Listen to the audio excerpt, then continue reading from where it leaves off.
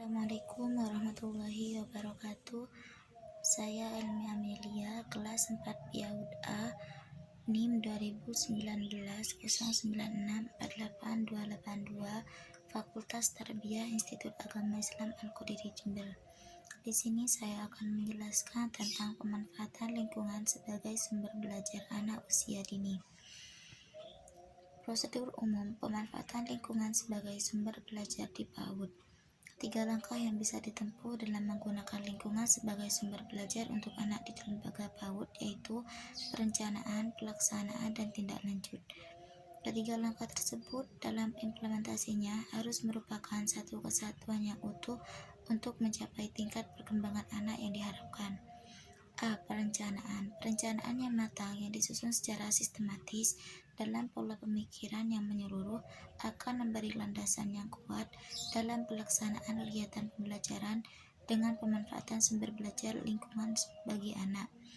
Untuk memudahkan dalam merumuskan perencanaan kegiatan pemanfaatan lingkungan sebagai sumber belajar di PAUD, sebaiknya menggunakan formula what, why, when, who, where, dan how.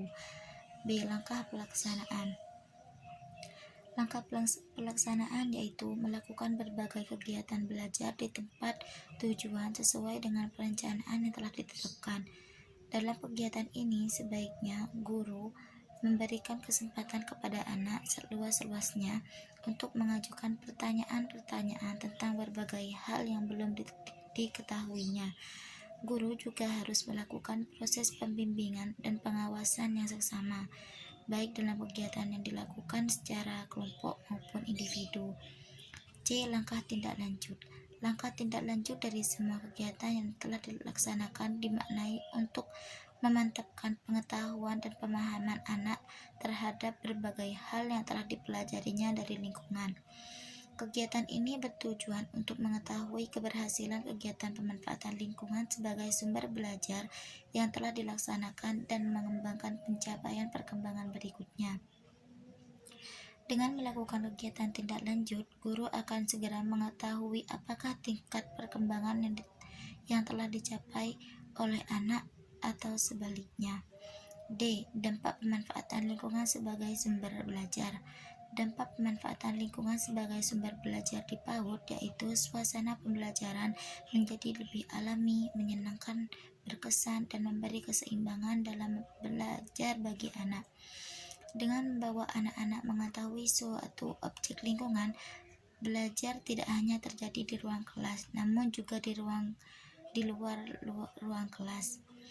Pemanfaatan lingkungan sebagai sumber belajar dalam pelaksanaan pembelajaran di PAUD banyak memberikan dukungan terhadap pencapaian standar tingkat perkembangan anak yang tertera dalam Perpendiknas nomor 58 tahun 2009 tentang standar pendidikan anak usia dini.